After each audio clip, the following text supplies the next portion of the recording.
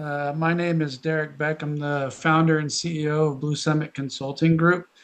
Let's go ahead and get this thing started. Out of respect for your time, let's see, we got one, two, three, four, five attendees, and we know we had quite a few more that registered, so maybe they'll log in a little bit later.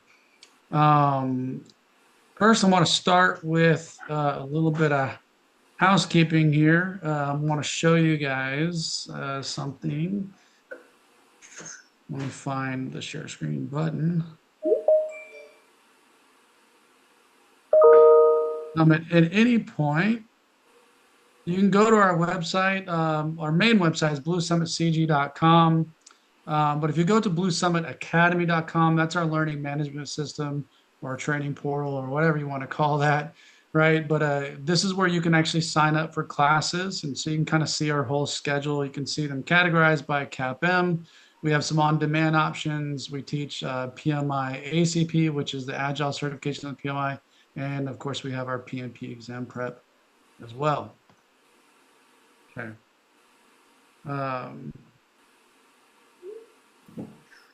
Bring up this presentation here.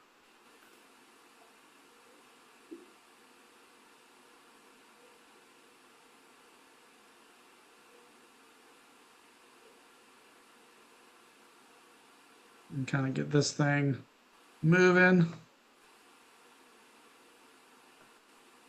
All right. So hopefully we can provide some good information for you here. A common question that we get, just within our own day-to-day operations, interacting with different students or different potential clients of ours is how do we even get started in project management? It can be a little bit challenging because it's kind of a diverse field, right? It's industry agnostic for the most part, and it's very broad by nature, right? And so, how do you describe that? And when we get new students coming through, we also even face challenges of even how to describe uh, projects. Yeah. Um, so before I get going, though, a little bit about myself. Like I said, I'm the CEO and the founder of Blue Summit Consulting Group. I was in the Navy for 20 years. I kind of grew up within that organization, becoming a project manager and a program manager. And after retirement from my naval service, I went into federal contracting, and where I was a program manager, a business development manager, and played various roles within that world, working with the Department of Defense. Managed IT contracts specifically, also with some cyber work mixed in there. And even one of my jobs was managing a contract that did management work for a museum, the National Museum of Health and Medicine in Washington D.C. area. Great museum, by the way. Highly recommend checking that out if you ever are in that area and get a chance to go out there. After doing the federal contracting work, though, that's when I started working a little bit more with training project managers. And I'd been involved with the Project Management Institute from 2015 as an instructor, and I volunteered for the most part, became a board member in my local PMI chapter, and then attended some training sessions and became a speaker, a keynote speaker on various topics of leadership and project management for different project management, our PMI chapters across the country. And then just ended up getting into a situation where we're able to do a little more full time, and we've grown quite a bit since then. Okay. One of my main goals, though, is to kind of help people, like really get going in this stuff and find their footing. Along the way, feel free to ask questions in the chat channel. We do intend to hold a Q&A towards the end of the session as well. So you can either hold your questions until then, or we do have somebody monitoring the chat for us too. So, just as we go along, feel free to go ahead and ask questions as you need to. Okay, so our agenda for today. See if I can get this going here. Okay. All right, we're going to talk about what project management is a little bit, okay? And then we're going to get into how we can actually launch that project management career. We've got quite a few tidbits of information for you there that I think you'll find helpful. And then we can wrap it up with a Q&A session. All right, so what is project management? Now, in order to answer this question, we kind of have to talk about what a project is first. And that project is essentially that series of activities which lead to the completion of a new or enhanced product, service, process, or some other result, right? Um, think creation, think something new. Okay. And that's really what a project is. And at the end of the day, when this project is done, whatever that solution or result is, it'll be handed over to some operational team, which then can put it to use and is put on them for sustainment, maintenance, production, like mass manufacturing or something like that, right? And so then the project management then is the application of soft skills like leadership and management skills, along with the tools, techniques, and methods and processes and all those things in order to direct organizational resources to achieve some organizational objective that is really meant to achieve some sort of strategy, right? Some sort of strategic goal or objective for the organization, right? And remember that at the end of the project, whenever that is done, we're going to release this into operations, right? And that's really the difference maker between what is a project and what is your daily operational task, right? A task is not closing out a trouble ticket, or I mean, a project is not closing out a trouble ticket. That's a task. Delivering a package to someone's door, that's part of an operational task. Okay. So let's talk about some of the responsibilities of a project manager because this is going to come up a little bit later for us. Um, we play a lot of different roles as a project manager, primarily the communicator.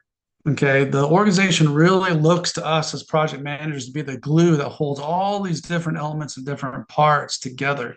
You might have different departments, different business units, multiple companies partnering together on an effort, and it's up to that project manager to sort of corral all of those resources and groups and decision makers in order to keep everybody up to speed as to what's going on and what's happening, and to provide, their advice, recommendations, or receive guidance as appropriate, right? You play the role of coach and mentor as a project manager. Okay.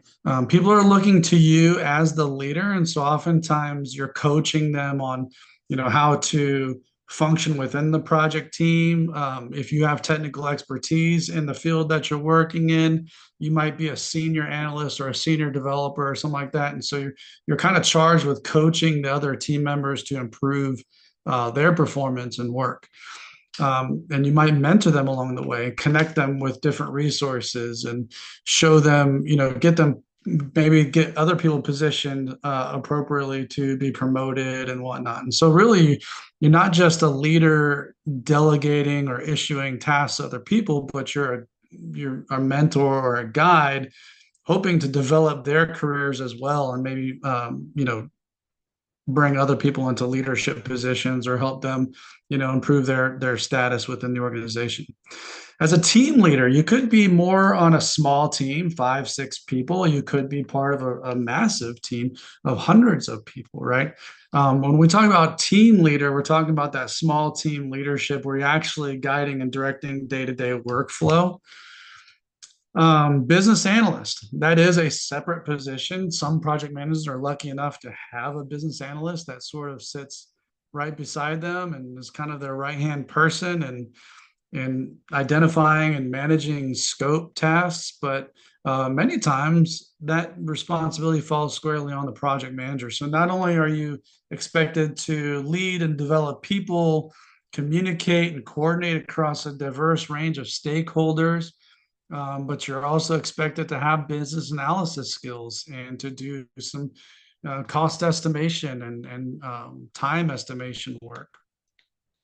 Meeting facilitator. This is an important one. If you want to get the most out of your people, right, you involve them in as much of the tactical decision making as you possibly can. And so as a result, right, you don't necessarily want to give a meeting where you're in broadcast mode all the time. You want to be able to facilitate the meeting. So brainstorming sessions, get all the ideas out, right?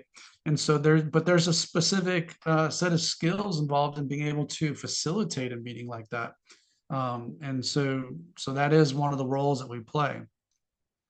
Process enforcer. I know one of the students I had a while back uh, said you're the law enforcement officer for processes, and I couldn't think of a better analogy for that. And that's really what another thing that we do as project managers. We make sure that everybody's sort of following the rules and the steps that we have agreed upon as a group of team members, right? Or if they're if it's a compliance issue, especially, right, you're sort of managing to that as well. And so that's part of our job, is to make sure that people are following the process that's laid out. And if the process isn't working, then we need to work with the team to figure out how to improve that process, right? But what you can't really have is a bunch of people just kind of doing their own thing in most cases, right? We kind of have to be on the same page and operate together. Okay. So project management is hard. It involves people, which makes it even harder, right? But it's in high demand. Currently, globally, or at least as of 2021, it's probably a little bit more than that now.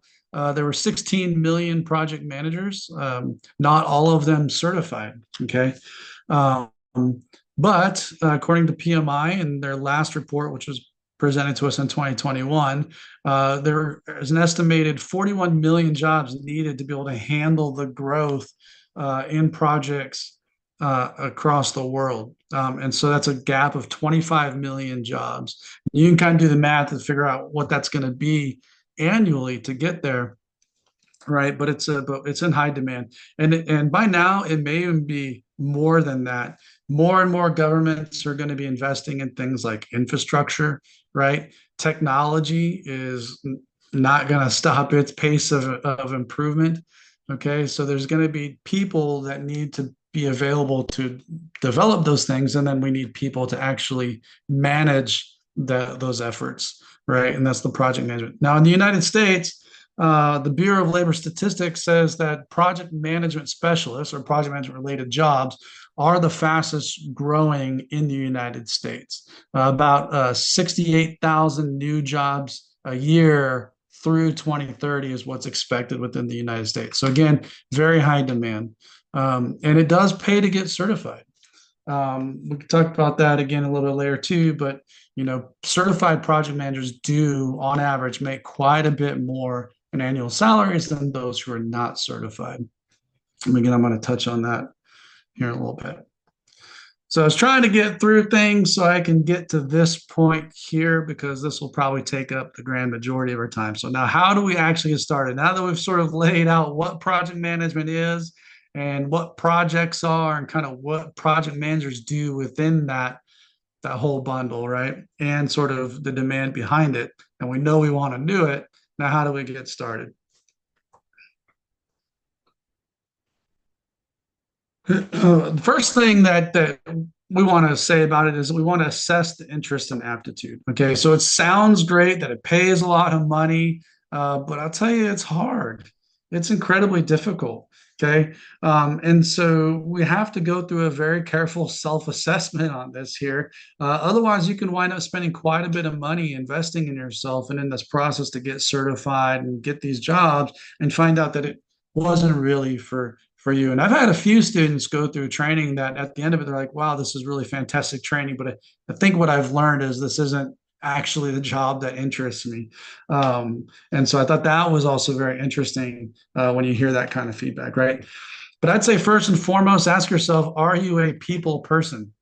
Do you like people, and can you get along with people? Can you sort of integrate yourself into various situations with different skill sets and different backgrounds and different educational levels, and get along and be able to communicate well within that? And so then that's the second part, is, are you a good communicator? Right? We don't want to be vague. We have to be very clear, very straightforward, very honest, very transparent. We're not trying to hide anything, right? We're not trying to hold anything back either. right? So do you communicate well in that? Do you ensure that the information you want to convey is actually received and understood by the other party?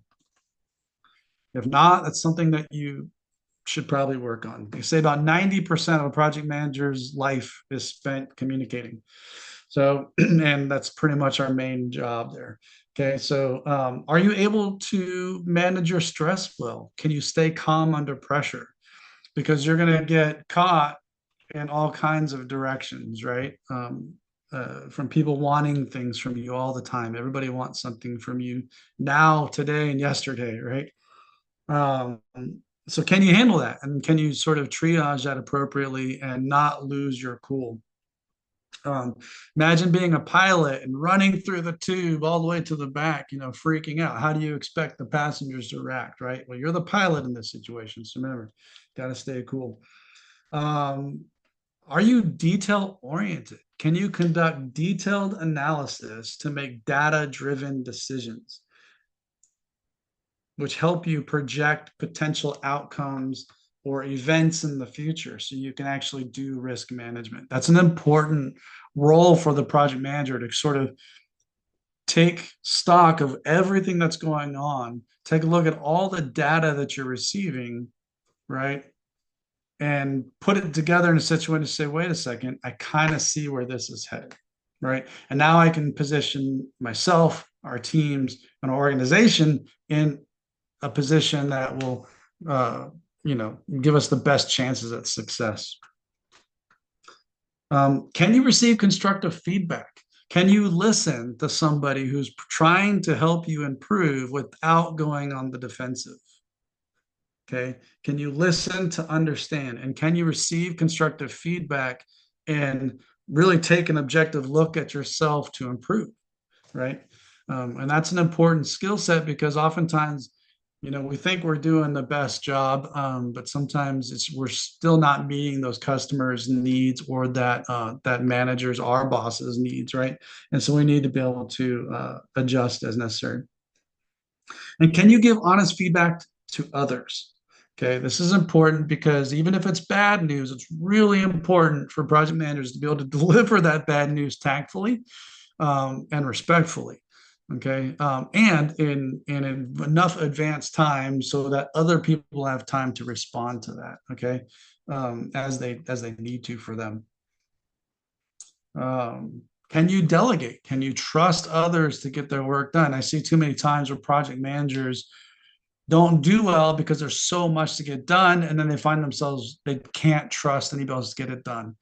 So they just take it on for themselves, and they make themselves miserable, and then the whole thing starts to fall apart. Things start falling through the cracks. Jobs don't get done. You name it, right? So can you take work that's assigned to you, but find the right people that are supposed to be able to do them, and then delegate those out? Uh, do you have the ability to be creative and operate when given vague guidance? So this is another one too. A lot of times your senior managers at that level, they're just telling you the objectives. It's sort of vague, right? They're not telling you the details. They're not trying to tell you the how to get things done. So can you take the objectives and then come up with the plan to be able to get those things done on your own? And that takes creativity, and it takes an ability to sort of be comfortable with trying things and being experimental and growing, having that growth mindset. Do you like to problem solve?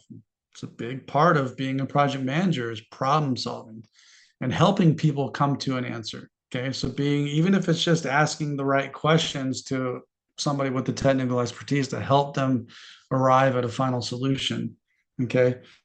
Um, but if you're not a problem solver and you just like to react to things as they come up uh, to you, then again, this may not be the job for you.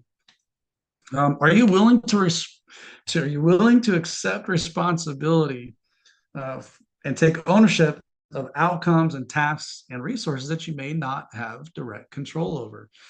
I'm going to cover this, I think, in a little bit later too. But a lot of times, your resources are not yours, right? They don't actually belong to you, but you're still expected to get things done with those resources, right? And so, can you exercise influence? Can you negotiate well? This is where the people person really characteristic really kind of comes into play for us, right? And so, if you can't really handle those situations, again, being a project manager may be a very difficult position for you in your career. All right, acquiring relevant education and certification. So degrees are great, degrees are fantastic, um, but don't go after those degrees just to get the degree. That's not what's important to hiring managers. What's important is your ability to take that knowledge and the skill sets and the information that you learn in those programs and actually apply them in the workplace to be effective. That's important, right? So, certifications really help in that regard. Certifications really help in that regard. Um,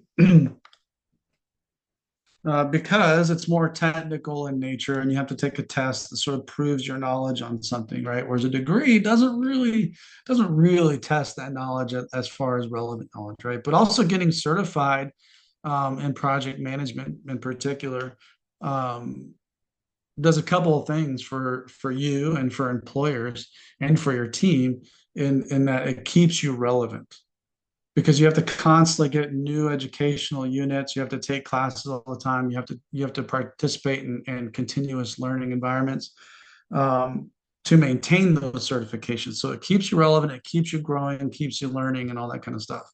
And that's probably why you end up getting paid more too, right? There are studies that do show that certified project managers tend to be more productive or more effective than project managers that are not.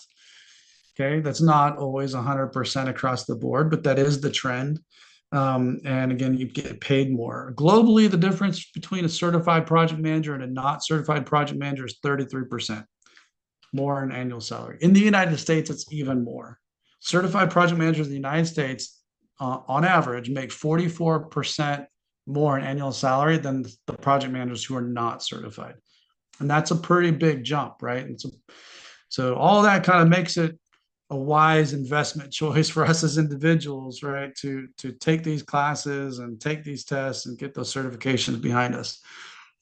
Just remember, like I said earlier, though, gaining that knowledge, having that piece of paper is great. It gets you the conversation, but you still have to know what you're talking about, and you still have to know how to apply that stuff effectively in the workplace.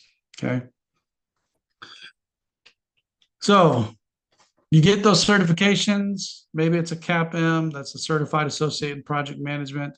You start applying those things in the workplace. You need to be able to gain the skills and get more confidence in applying those skills like leadership and management, time management, risk management, and stuff like that, as well as develop an understanding of different tools that are available to you: RACI matrices, PERT analysis, Gantt charts, the use of Kanban boards.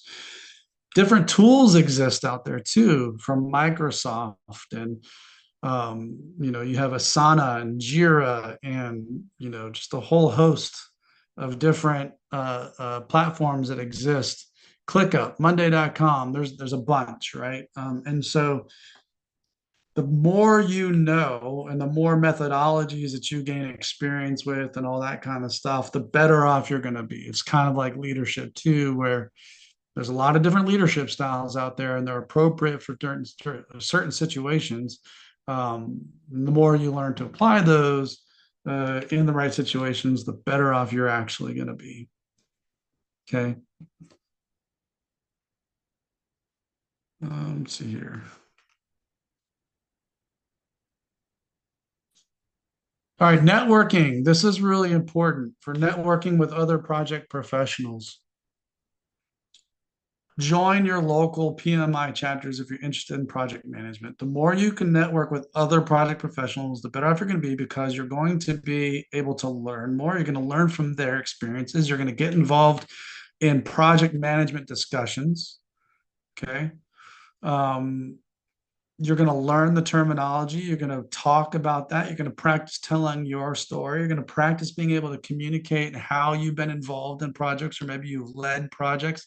For example, if you're coming out of the service and you're interested in project management, getting involved in these networks allows you to practice using this new language in a way that other people who have no idea what you've been through or what kind of work you've done will understand what you did and what roles you played. Okay.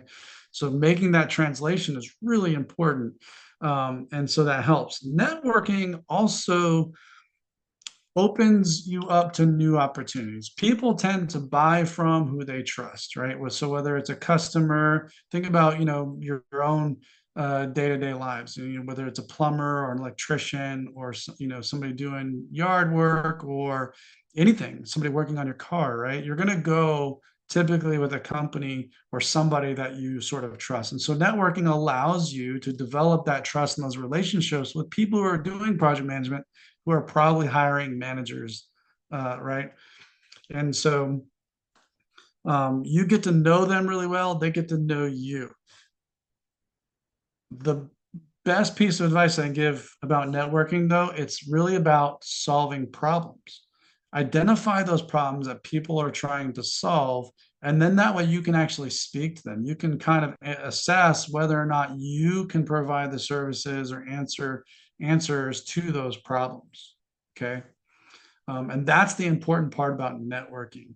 It's not about necessarily who you know and the fact that, oh, they know me, they're just going to give me the job. No, that's not true. Right. Again, you still have to know what you're talking about, but you have to be able to apply it directly to what their situation or the problems are. Leverage your online resources. So at the bluesummitcg.com, that's our main website. We have a blog there. We're constantly posting new stuff, project management as it relates to different fields. We'll talk about different problem sets. For example, we have an article that we published on this very topic, how to get started in project management. And so we'll have different articles that address different levels. So whether you're just starting out, like this group here, or if you're a little bit more experienced, or maybe you're a more senior executive within the organization. Okay. Projectmanagement.com, that's a sister site to the Project Management Institute, so pmi.org. Their sister site, projectmanagement.com, has webinars and thought leadership articles, templates even, that you can download and use for your own projects in your workplace. Okay, so really check that website out. There's a Projectified podcast that's really good. You can also take e-learning. So there's Project Management Institute, so pmi.org. They have a bunch of online courses that you can take to sort of get started in the field of project management. So get to learn more. You can take e-learning classes with us. So we have CAPM, which is an entry level, we call it CAPM, Certified Associate in Project Management certification prep course. We'll have that available as an on-demand option. So that's self-paced on demand here pretty soon. We have PMP on demand. So if you're maybe more experienced already and you're trying to transition into the field of project management, maybe like if you're leaving the military service, you're trying to do this in the private sector or what have you, we also have PMP on demand available.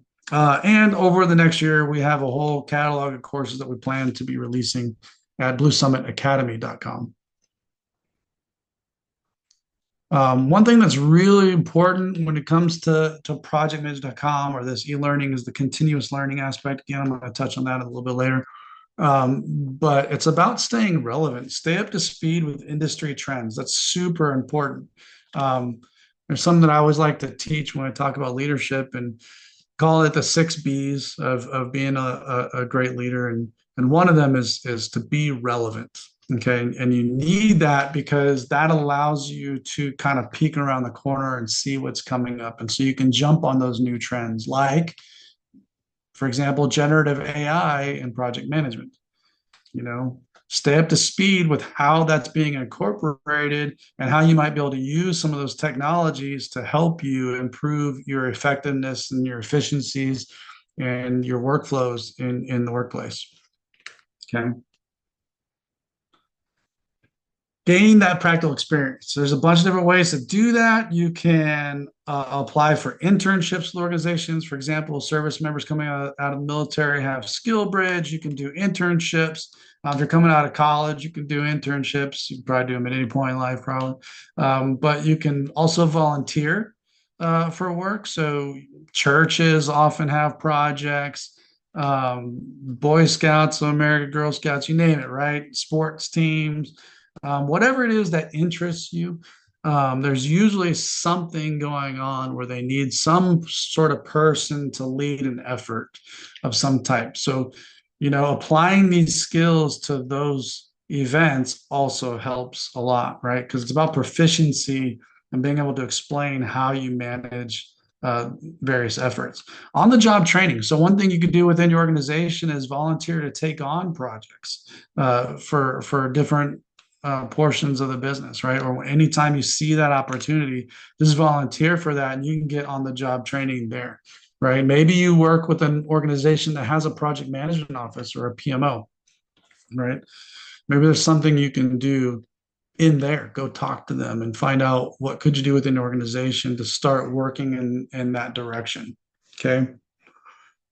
But real world experience is where that's really going to sort of help you here, is because you can take the knowledge all of and skills and all the things you've been learning and all the other areas that you've been doing between the networking and the classes and all that kind of stuff. And now you can start to apply it in real world situations. And then you become more confident and capable in getting the work done. And at the end of the day, that's really the most important thing. Okay. All right. Build a strong resume and portfolio. Okay, this is important to be able to get those jobs. You can't just have a very generic resume and hope that you can be noticed right out of the gate. Your resume has to speak directly to the problems that a particular position is trying to solve. So you have to demonstrate skills, knowledge, and a past performance and being able to do those things that they need this person, right? Whoever that is, to be able to accomplish. So so one of the tips that I have for you is to tailor your resume. All right, customize it for that specific job. Again, this is where the networking part really starts to help you out. Because if you've networked appropriately, or if you can get in touch with a particular hiring manager and have a meeting with that person, it's not necessarily giving you the leg up and just knowing the person, but it's offering you an opportunity to be able to answer specific questions.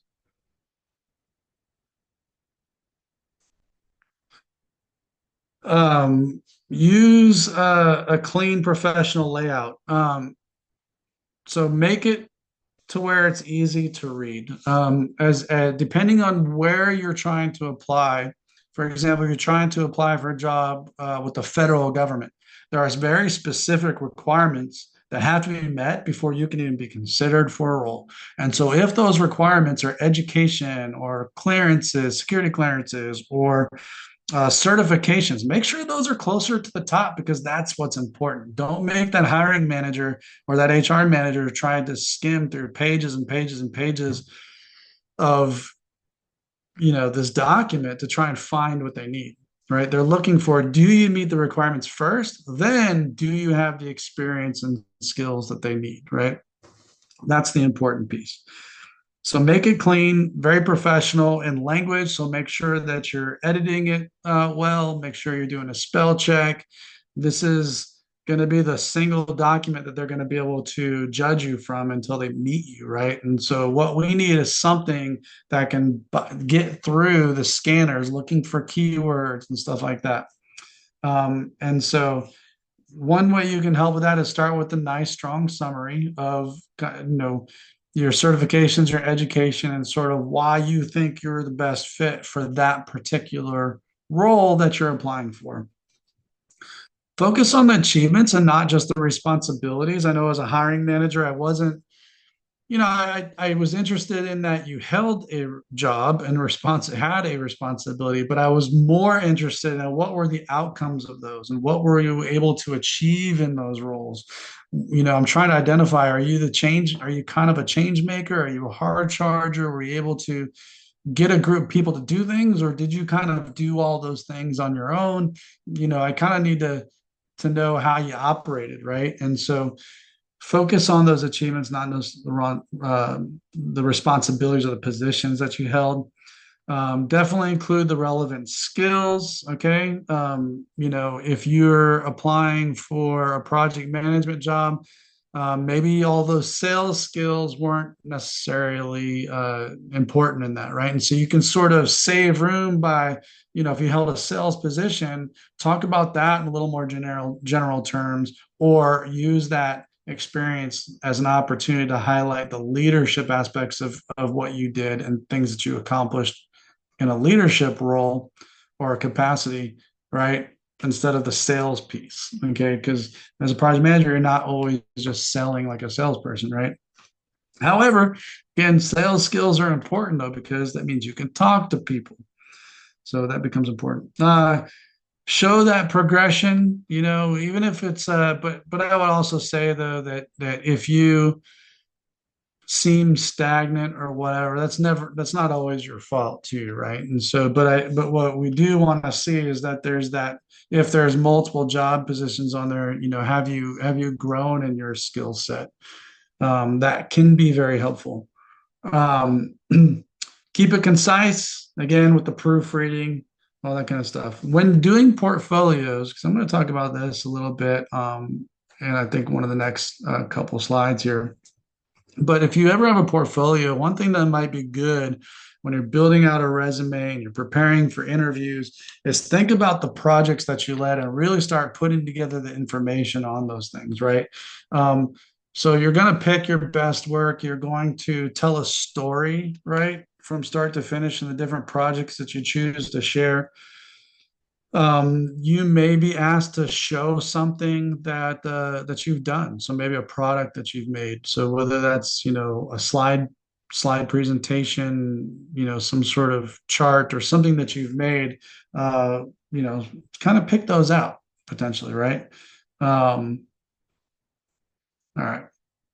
Also on the resume, I would say provide a link to your LinkedIn page. That seems to really help out as well, because that way with your resume itself, you can keep it to 1 or 2 pages to just the important stuff. And that way, if people really want to know more, they can go look at your LinkedIn, and that might have much, much more information for you, right? Or for that particular person to take a look at. And of course, your contact information. So your phone number, your email, right? You need a way to be able to get a hold of you. Oh boy. Oops. All right. Prepare for interviews. This is a big one. A lot of people don't do this. A lot of people don't do this, I met one person in particular who really excels in this particular skill, actually preparing for the interview. And what she would do is she would look at that job description and she would start brainstorming.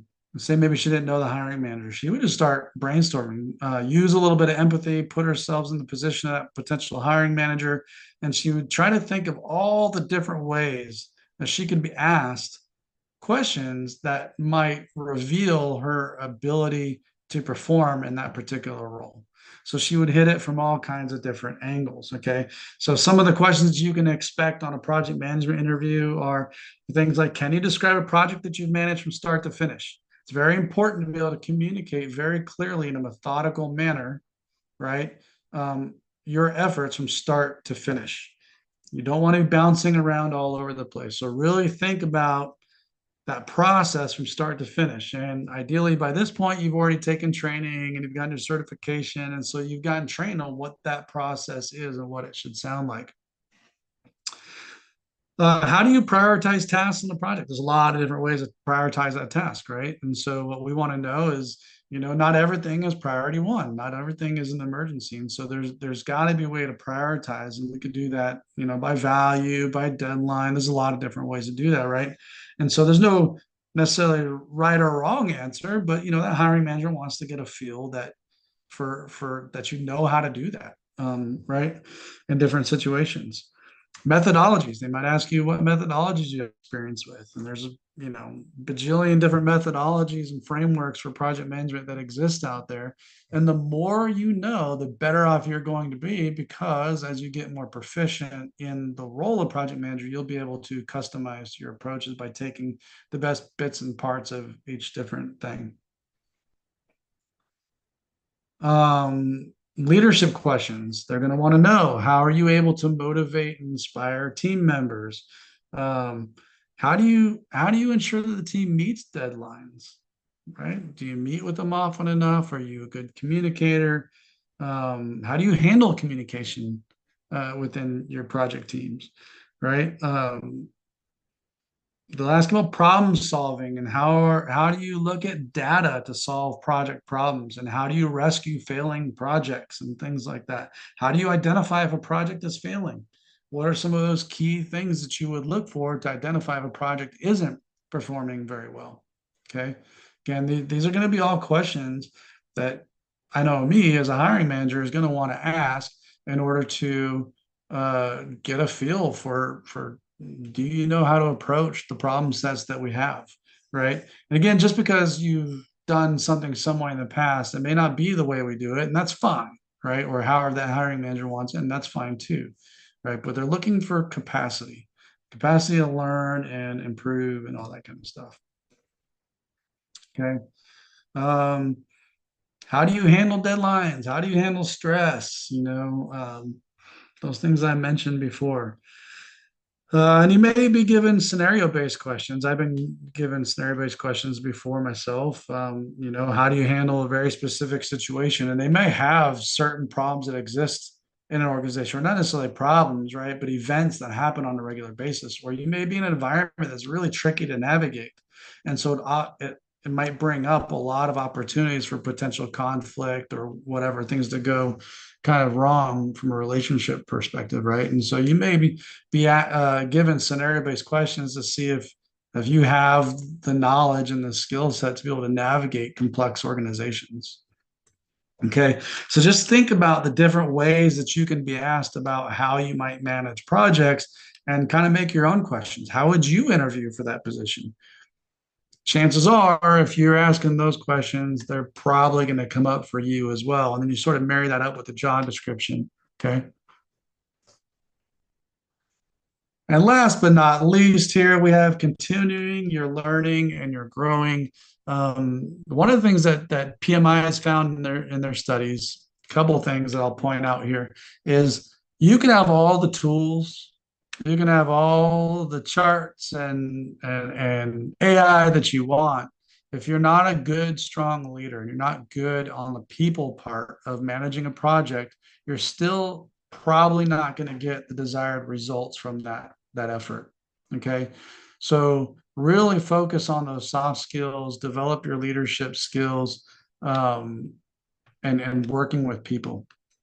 Okay, and that takes constant practice and constant learning. The other thing that PMI has found is that the top performing project managers tend to be lifelong learners as well. And so learn about other things that may not have a direct line to project management. For example, neuroscience, or a new topic called neuro leadership, right? Highly effective field of study for us as project managers. It's more psychology and how people tick. But if you're going to be a people person and expect to influence and work with people, that's kind of important information to have, right? And so the more knowledge that you have, the better off you're going to be, again, because you can sort of start to apply all the things that sort of overlap with others. Lean Six Sigma is another. It's a certification, but the topic and the content within that training is really important, and will actually make you a better project manager, even if you never ultimately get the certification. Okay, so don't discount those things at all. Always stay improving, always continue learning. All right. And that really kind of wraps up the list of how to get started in project management that we had prepared to cover. And so at this point, I guess, does anybody have any questions? You can put it into the chat session. I believe, I don't know, Denise, if how we open that up, if they want to ask live too.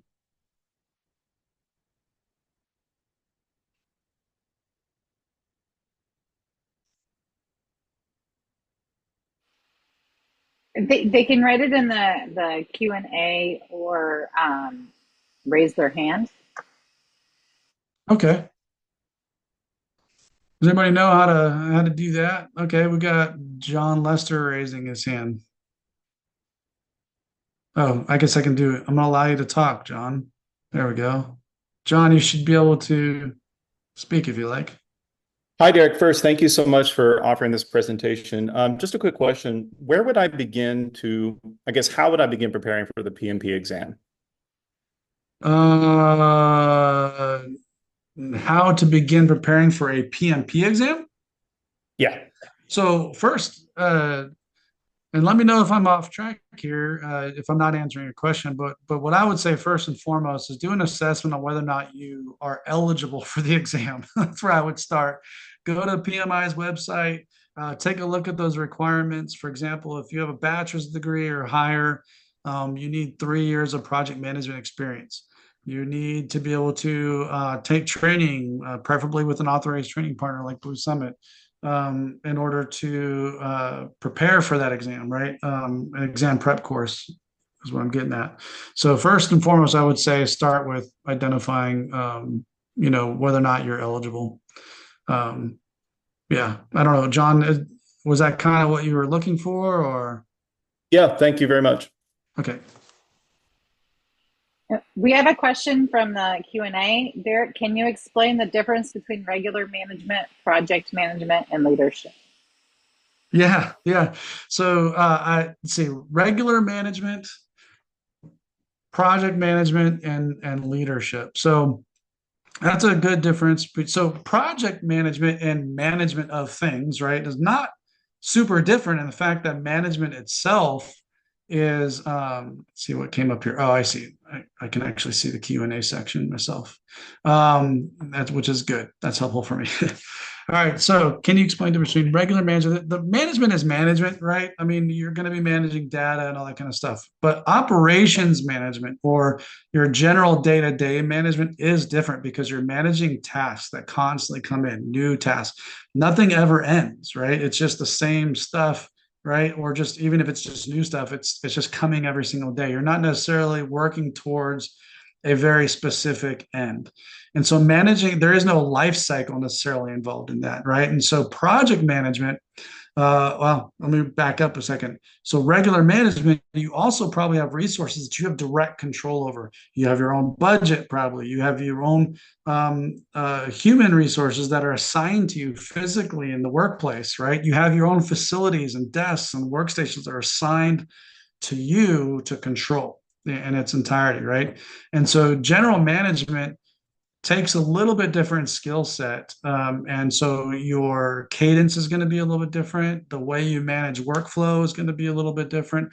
Whereas a project is sort of, it's temporary in that, not that means short, right?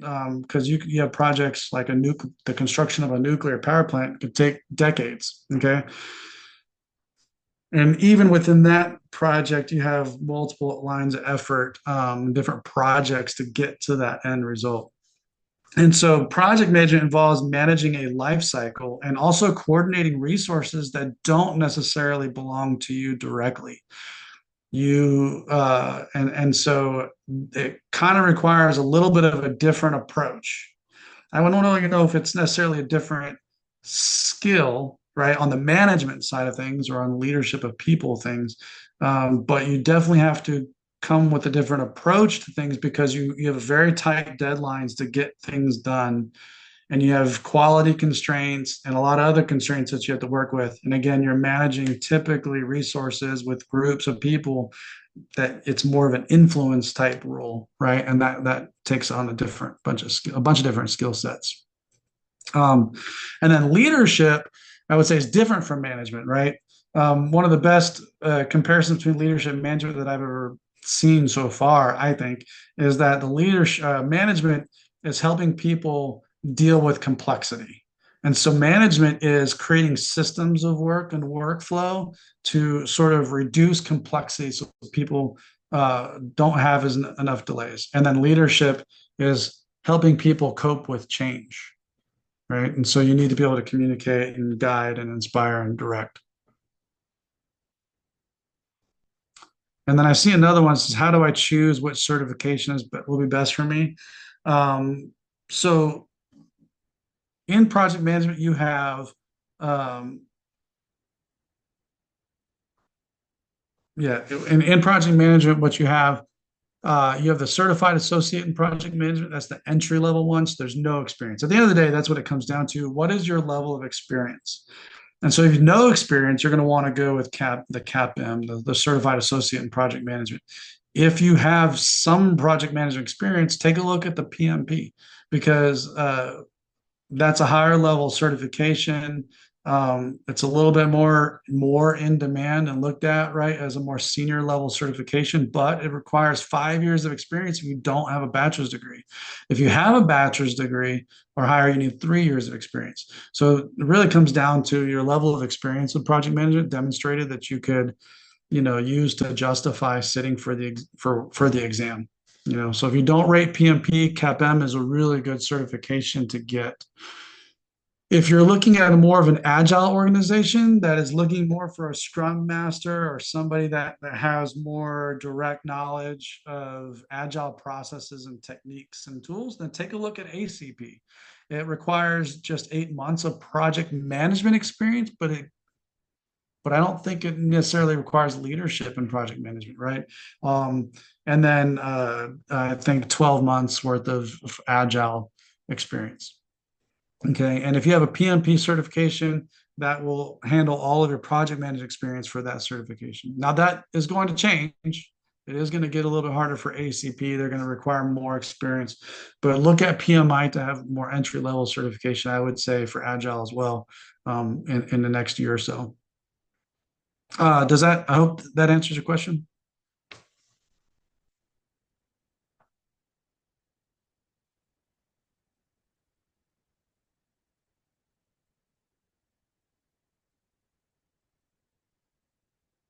All right. Any others? We have the difference between regular management, project management, leadership. How do you choose which certification is best?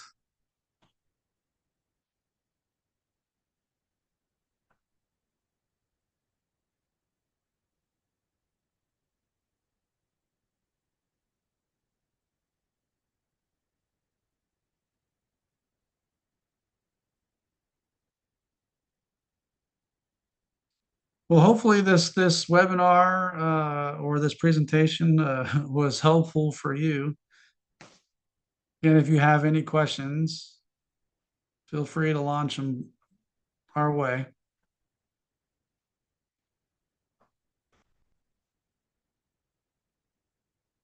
All right, Denise, did you want to add anything or? I was just going to say that if at any point you guys do have questions that you want to ask us, or if you're interested, I will be sending out a follow-up email for everybody for more information on how they can access our courses. But you can also contact us at any time at info@bluesummitcg.com.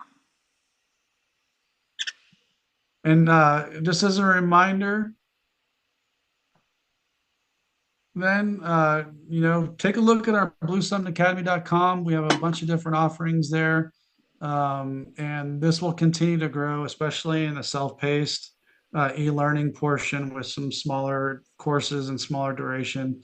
We're going to focus on a lot of different skill sets over the next year. We have big development plans, so keep checking in with us to see if there's something there that you like.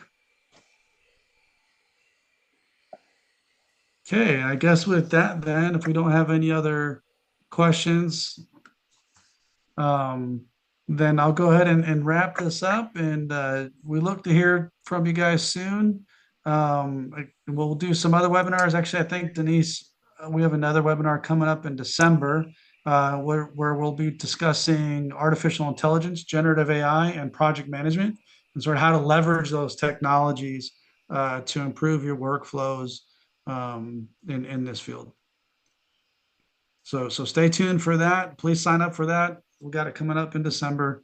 That's going to be a good one.